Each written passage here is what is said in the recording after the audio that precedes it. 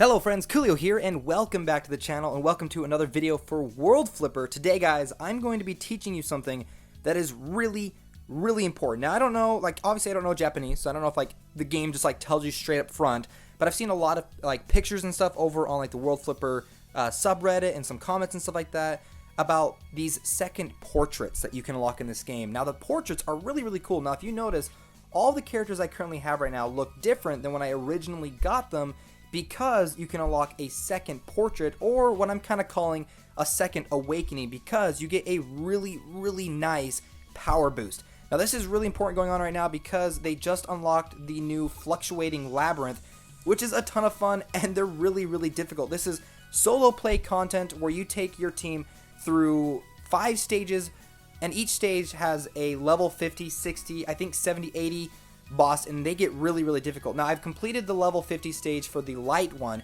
and I'm currently working on a mono light build team. So if I actually go and take a look at my team right now, I'm at 6,425 combat power. Go ahead and get rid of that real quick. Now, I have 3 light, 2 fire, and a dark, but I've still been kind of working on trying to unlock more and more light characters and try to go for kind of a full light team. I don't know if it's completely necessary to have your entire team set up for a single color. I think it's important to at least have your main 3 characters under a mono color, and then a specific leader that gives a buff to that specific color, which I will have a video come out pretty soon where I'm going to talk about certain leaders that you should have on your team for specific mono builds, because a lot of people right now are going to be going for mono color builds instead of a combination. So I'm currently going for a light build, and it's been working out pretty good, but this stuff is really difficult, and so you're going to need to go through and work on your mana board or your ability board in order to unlock the full capacity of your characters. And I'm going to be giving you guys my tip basically on what you need to be focusing on first in order to upgrade your characters. So there's a lot of stuff going on in this mana board. There's a lot of awesome, powerful things that you can unlock, but I don't want you guys wasting your currency, because it can take a lot of time to get the currency that you need to unlock all of the stuff on this mana board. Now, when you first get into this mana board, you're going to notice these larger altars. This one with the stone weapon on it, this one right here. All of these larger altars, these are unlocked abilities that you're going to have. So you need these abilities in order to make sure that your characters are as powerful as possible. So my biggest tip for when you first get a brand new character and you're working on leveling them up is to unlock these 4 first. That's the first thing you need to do. You can see I've actually skipped a couple of them because I'm currently working towards this one right here. Now, when you go through and you've unlocked all 4 of the larger altars, you're basically going to awaken your character and unlock their second portrait. So I'm going to show you guys right now how to do that, as well as I'm going to show you where you're going to get the necessary materials in order to do this. Now, I believe you have to be level 40 in order to unlock the final one. You can see right there where it says level 40. So your character does need to be level 40 to unlock all of this, which is very simple to go through and level up a character. So here we go. I'm going to unlock, this is the final one that I need for this character. We're going to unlock it. Now, you notice, at least pay attention to the HP and then the attack points right there. So her HP is going to go up by almost 200, almost 300, and her attack's going to go up by an additional 30-ish. So here we go. Let's go ahead and unlock it.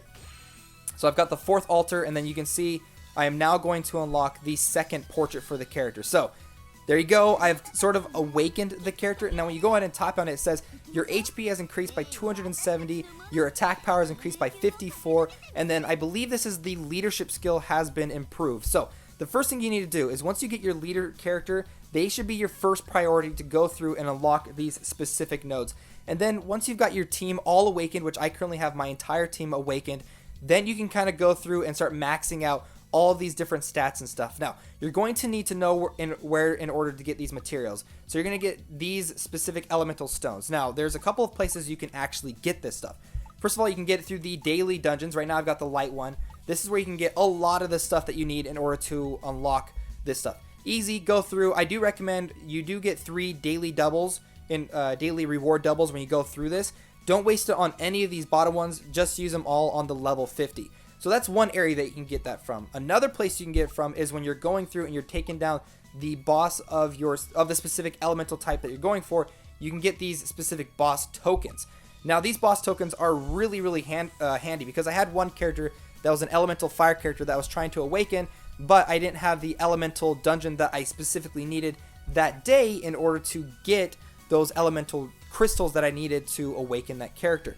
Well, I can just go through and run through this, get those boss tokens, and then head on over to the marketplace, go to the boss exchange, head on down to like the fire one, and then I can actually exchange these tokens right here for all the necessary crystals that I need. Really, really easy, you guys. Like I was able to awaken a fire character by basically exchanging these boss tokens. So this is where you're going to get a lot of these things, specifically if your daily dungeon isn't available for that elemental type. So what I recommend first is going over and completing the elemental dungeon for that specific day. Get all of them that you can, and then go through the boss battles to get like the little tokens here and there that you don't have just yet. So there's my little tip, you guys. Again, like I went through and I awakened my entire team, and they look so cool. Like it's totally worth it. The power upgrade is awesome, and you guys are going to see a significant boost to your team, especially if you feel like you're kind of struggling right now. So hopefully this video helped you guys out. If it did, make sure to leave a like on the video and subscribe to the channel for more World Flipper videos coming very soon. Okay guys, I'll see you next time.